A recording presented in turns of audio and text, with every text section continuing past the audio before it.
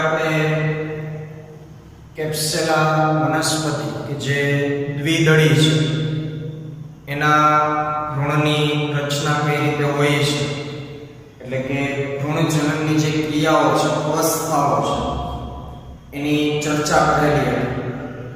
ત્યાર પછી ભ્રૂણમાં આગળ સમજીએ તો લાક્ષણિક દ્વિદળી ભ્રૂણધરી અને બે બીજપત્રો ધરાવે છે. શું કીધું? લાક્ષણિક દ્વિદળી ભ્રૂણધરી અને બે બીજપત્રો ધરાવે છે. ભ્રૂણકુટમાં જે જગ્યાએ સ્થાન પામેલ હશે એ જગ્યાએ ભ્રૂણ છે તે ભ્રૂણકુટ સાથે પાતળા એવા તંતુની મદદથી જોડાયેલા હોય છે અને ભ્રૂણમાં એ જગ્યાએ નાનું એવું છિદ્ર આવેલું હશે. એ જે ભાગ છે એને ભ્રૂણધરી કહેવાશે અને ભ્રૂણની ફરતે બે બીજપત્રો આવેલા હોય. જો એ ભ્રૂણ દ્વિદળી વનસ્પતિનો હશે તો એમાં બે બીજપત્રોની હાજરી હશે. આ જે આકૃતિ છે એ લાક્ષણિક દ્વિદળીય ભ્રૂણની આપણે દોરેલું છે. તો એમાં જોઈ શકાય છે કે આ જે ભાગ છે ભ્રૂણનો ભાગ છે અને આ જે તમે બે ભાગ જોવો છો એ શું છે? બીજપત્રો છે. દ્વિદળી છે એનો મતલબ એવો થશે કે જેમના બીજમાં બે બીજપત્ર હોય. તો અહીં લાક્ષણિક દ્વિદળીનો જે ભ્રૂણ છે એ બે બીજપત્રો ધરાવે છે. બીજપત્રો ઉપરનો ભ્રૂણધરીનો વિસ્તાર ઉપરાક્ષ જે ભ્રૂણાગ્રકે આદિસ્તંભ અથવા પ્રકાંડાગ્રમાં પરિણમે છે. ભ્રૂણધરીનો જે ઉપરનો વિસ્તાર હશે, અહીં કોઈ ભ્રૂણધરીનો ભાગ હશે, એ ભ્રૂણધરી ઉપરનો વિસ્તાર એટલે આ વિસ્તાર છે એ ઉપરાક્ષ તરીકે ગણાશે.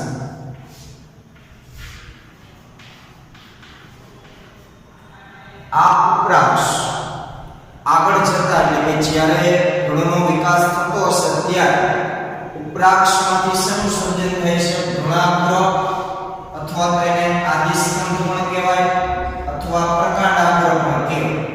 એટલે ઉપરાક્ષનું રૂપાંતર ભ્રૂણાગ્રમાં થતું હોય છે અથવા તો પ્રકાંડાગ્રમાં. તો આકૃતિમાં તમે જોવો છો કે ઉપરાક્ષનો જે આ વિસ્તાર છે એ શું છે? ભ્રૂણાગ્ર કે જેમાંથી બીજાંકુરણ સમયે પ્રરોહતંત્રનું નિર્માણ થતું હોય છે. બીજપત્રનો નીચેનો નળાકાર વિસ્તાર અદ્રાક્ષ છે, જે નીચેના છેડે ભ્રૂણમૂળ કે આદિમૂળ અથવા મૂલાગ્રમાં પરિણમે છે. ભ્રૂણધરીનો નીચેનો જે નળાકાર વિસ્તાર છે એનું નામ શું છે? અદ્રાક્ષ. આ અદ્રાક્ષમાંથી ભવિષ્યમાં શું બનવાનું છે? તો ભ્રૂણ મૂળનો વિસ્તાર અથવા તેને આદિમૂળ પણ કહેવાય. તો ઉપરાક્ષમાંથી ભ્રૂણાગ્રનું નિર્માણ થાય અને અદ્રાક્ષમાંથી ભ્રૂણ મૂળનું નિર્માણ થાય. મૂળના ટોચનો ભાગ મૂળ ટોપથી આવરિત હોય છે.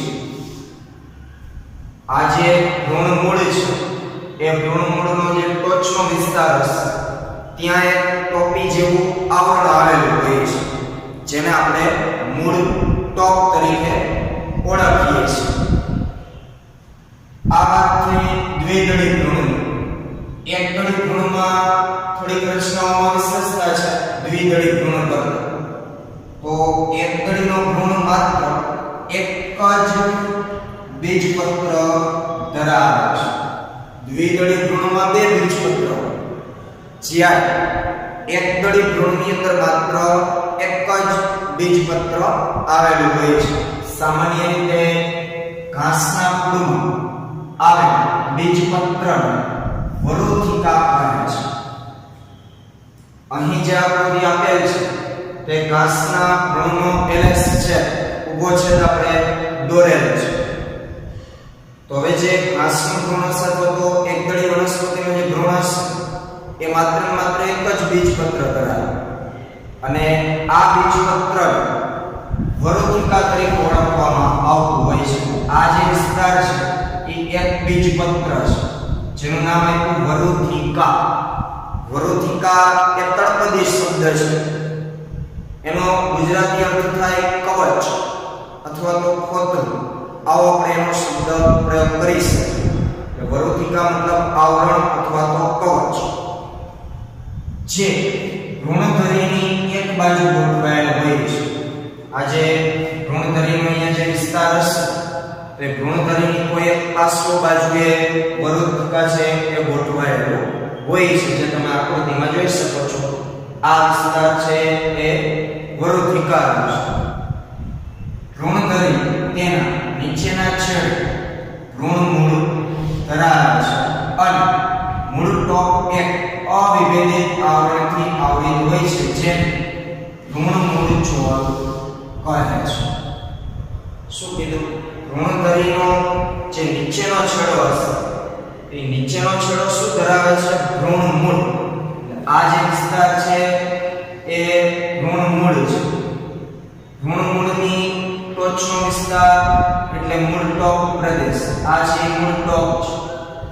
એની ઉપર એક રક્ષણાત્મક આવરણ આવેલું હોય છે જે ભ્રૂણમૂળનું રક્ષણ કરે છે અને એનું નામ છે ભ્રૂણમૂળ ચોલ. આ જે વિસ્તાર છે રક્ષણાત્મક આવરણ છે. કોનું રક્ષણ કરે છે? ભ્રૂણમૂળ.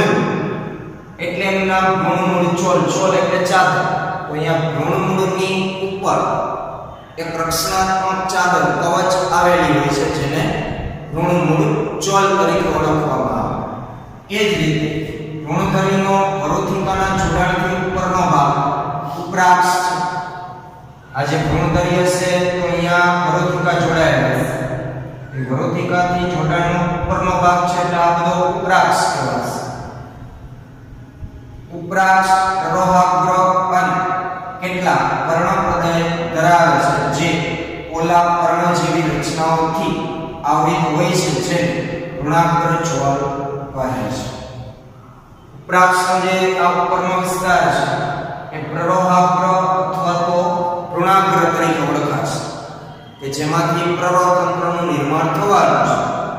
હવે આ જે ભ્રૂણાગ્ર અથવા તો પ્રરોહાગ્ર છે એની ઉપર પણ એક રક્ષણાત્મક પર્ણ જેવી રચના આવેલી હશે. પર્ણપ્રદય ઓલા પર્ણ જેવી રચના કે જેનાથી પ્રરોહાગ્ર અથવા ભ્રૂણાગ્ર ઢંકાયેલું હોય છે અને એમને રક્ષણ આપે છે, તો એને કહેવાશે ભ્રૂણાગ્ર ચોલ.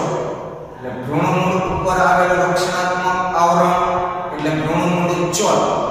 એ જ રીતે ભ્રૂણાગ્રની ઉપર આવેલ જે રક્ષણાત્મક આવરણ હશે તેને ભ્રૂણાગ્ર ચોલ તરીકે ઓળખવામાં આવતું હોય છે. તો અહીં આ ભ્રૂણજનનની જે અવસ્થાઓ છે એની આપણે ચર્ચા કરી લઈશું. બંને આકૃતિઓ છે દોરવાની થશે અને ખાસ વ્યવસ્થિત છે એ આપણે એને ધ્યાનમાં લેશું. હવે આપણે વાત કરીએ બીજ પશ્ચોપન ઘટનાઓની અંદર જે 4 ઘટના છે એમાં પ્રથમ ભ્રૂણકોષનું નિર્માણ, તેની આપણે ચર્ચાઓ થઈ. ત્યાર પછી ભ્રૂણનું નિર્માણ, એની આપણે ચર્ચાઓ અહીં પૂર્ણ કરી. હવે આ 2 ઘટના બીજનું નિર્માણ અને ફળનું નિર્માણ. તો આગળ આપણે બીજ વિશે જોઈએ.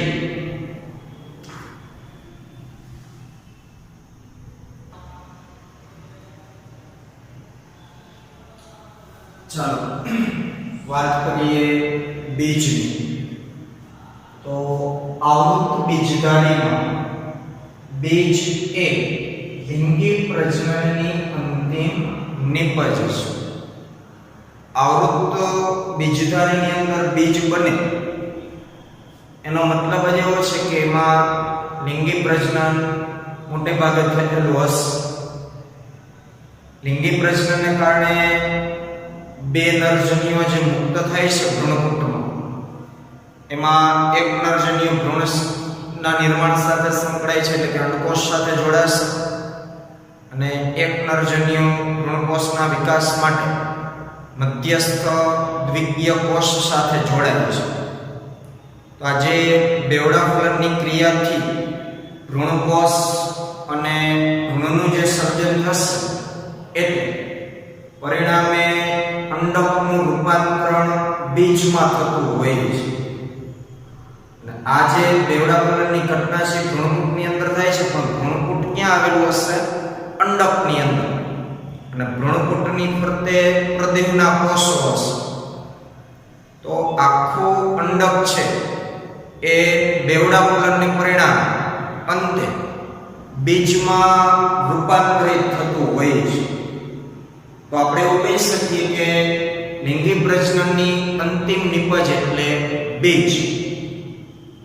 બીજ બનવાની સાથે સાથે ફળનું પણ નિર્માણ થતું હોય છે.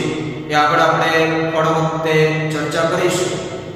તો અહીં આવૃત બીજધારીમાં બીજ એ લિંગી પ્રજનનની અંતિમ નિપજ છે. તેને ઘણીવાર ફલિત અંડક તરીકે વર્ણવવામાં આવે છે. તેને એટલે કોને? બીજ. બીજને ફલિત અંડક ઘણીવાર કહેવામાં આવે. ફલિત અંડક શું કામ કહેવામાં આવે છે? કારણ કે એમાં બેવડા ફલનની ક્રિયા થઈ છે. અંડકની અંદર અંડકોષનું ફલન થયેલું છે અને ફલન થશે પછી જ આગળ બીજનું નિર્માણ શક્ય છે. તો પછી બીજ શેમાંથી બને છે? અંડકમાંથી. અને અંડકની અંદર અંડકોષ નરજન્યુ દ્વારા ફલિત થયેલ છે. ફલન થાય તો જ અંડકમાંથી બીજ બનવાનું છે.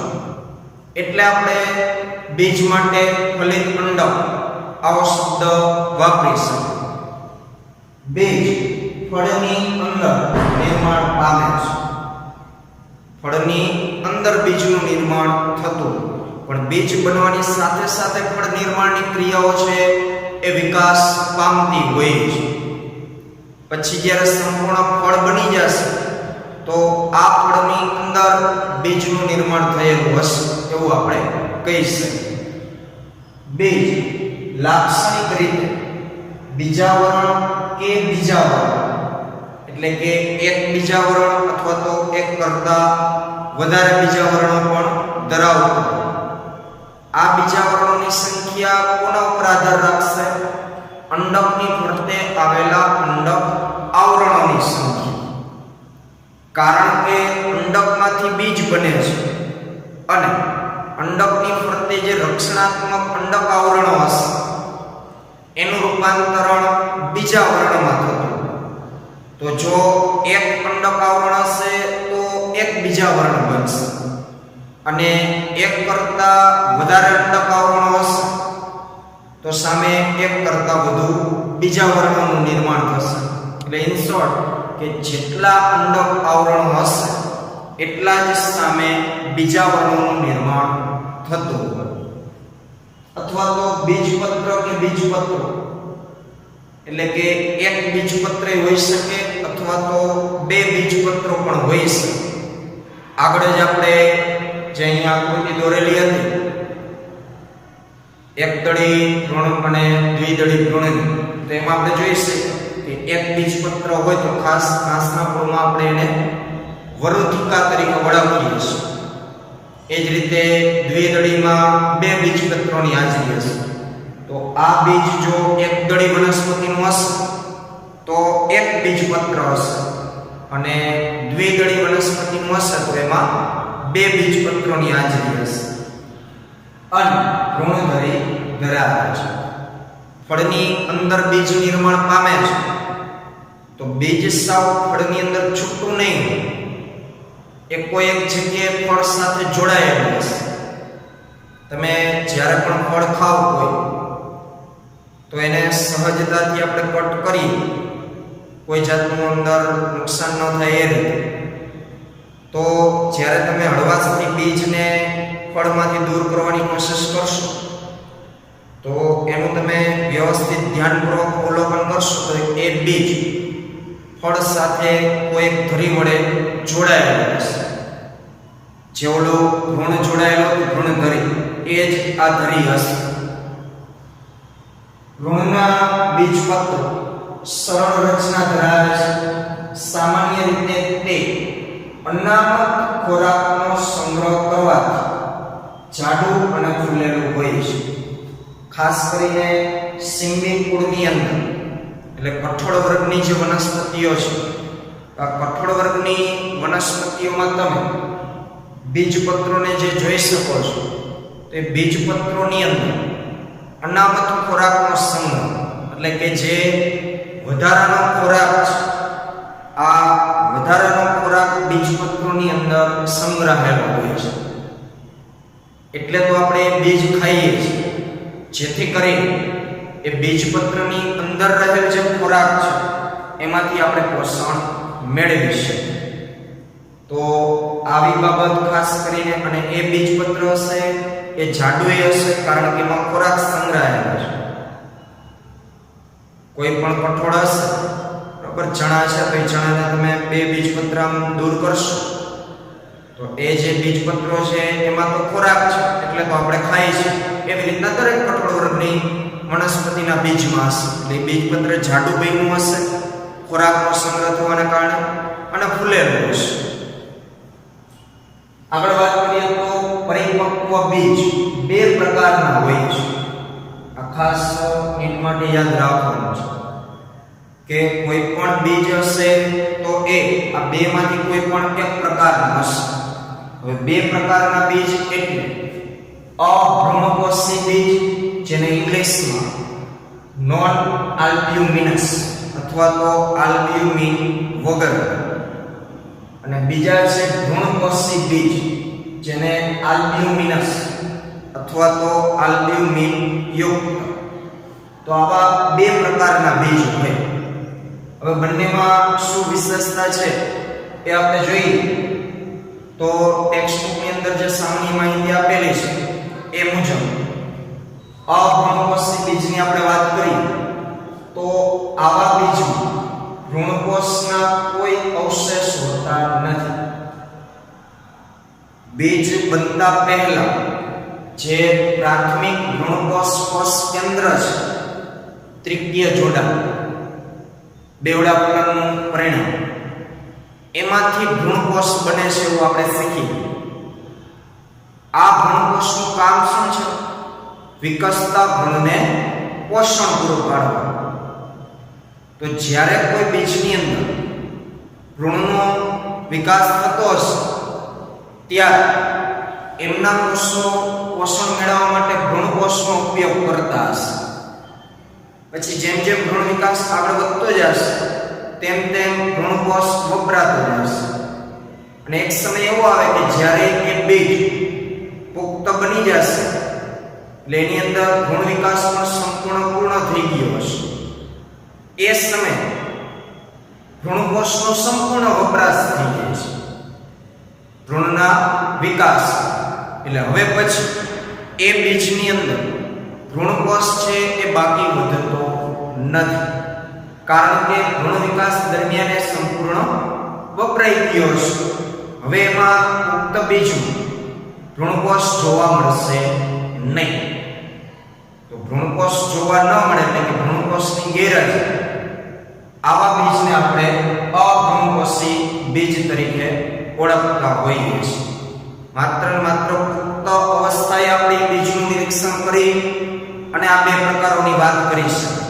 હજુ જ્યારે બીજનો વિકાસ થતો હોય ત્યારે કદાચ એમાં ભ્રૂણકોષ તો હોય, પણ જ્યારે બીજ પુખ્ત બની જશે એનો મતલબ જ એવો છે કે એમાં ભ્રૂણનો સંપૂર્ણ વિકાસ થઈ ગયો છે.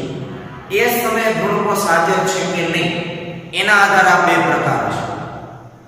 તો જો ભ્રૂણકોષ ભ્રૂણ વિકાસ દરમિયાન સંપૂર્ણ વપરાઈ જશે તો પછી એ બીજની અંદર ભ્રૂણકોષના કોઈ અવશેષ હશે નહીં, કારણ કે વપરાઈ ગયા છે. એટલે આપણે એને અભ્રૂણકોષી બીજ તરીકે ઓળખશું. એના ઉદાહરણોમાં વટાણા, મગફળી. બીજો પ્રકાર છે ભ્રૂણકોષી બીજ, એટલે કે આલ્બ્યુમિનસ અથવા તો આલ્બ્યુમિન યુક્ત.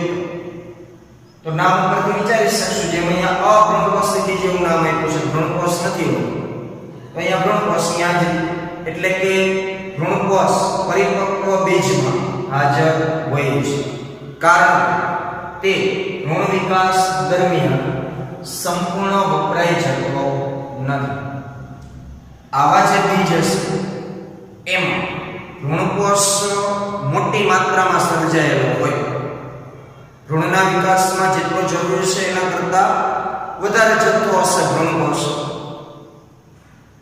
તો હવે જ્યારે ભ્રૂણનો વિકાસ થશે ત્યારે ભ્રૂણકોષનો વપરાશ તો થશે, પણ અહીં ભ્રૂણકોષ વધુ માત્રામાં સર્જાયેલો હોવાથી એમનો સંપૂર્ણ વપરાશ થતો નથી.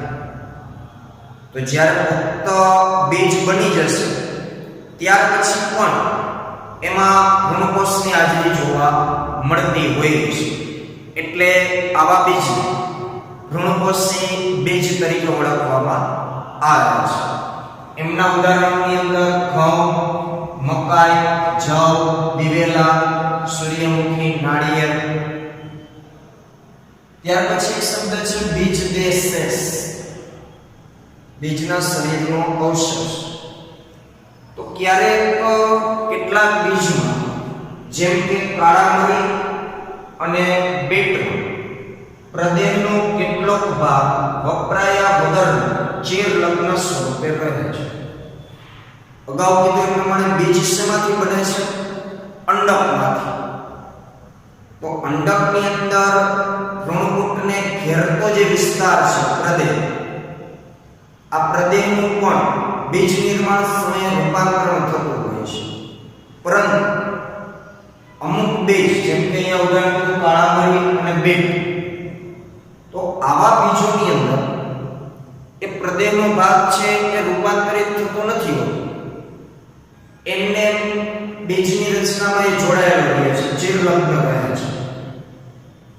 તો પછી જ્યારે આવા બીજની અંદર કે જેમાં પ્રદેહનો ભાગ સંકળાયેલો રહે છે, જોડાયેલો રહે છે, એ પ્રદેહના ભાગને બીજ દેશ તરીકે ઓળખવામાં આવે. એટલે કે બીજના શરીરનો એ અવશેષ છે. આવું અમુક જ બીજની અંદર જોવા મળતું હોય છે. બાકીના મોટા ભાગના બીજોના નિર્માણ સમયે પ્રદેહનું પણ રૂપાંતરણ થઈ જ જતું હોય છે. પણ આવા કાળા મરી અને બીટ જેવા જે ફળ છે, વનસ્પતિઓ છે, એના બીજમાં એ પ્રદેહનો ભાગ વપરાયા વગરનો ચિરલગ્ન રહેતો હોય. આવા સ્થાયી એટલે કે એમને બીજની અંદર પુખ્ત બીજમાં પણ એમનેમ જ રહેશે એ સ્થાયી ચિરલગ્ન પ્રદેહને બીજ દેશ કહે છે. તો આ બીજની સામાન્ય વાત છે. આગળ આપણે બીજમાં વધુ વિગતવાર જોશું.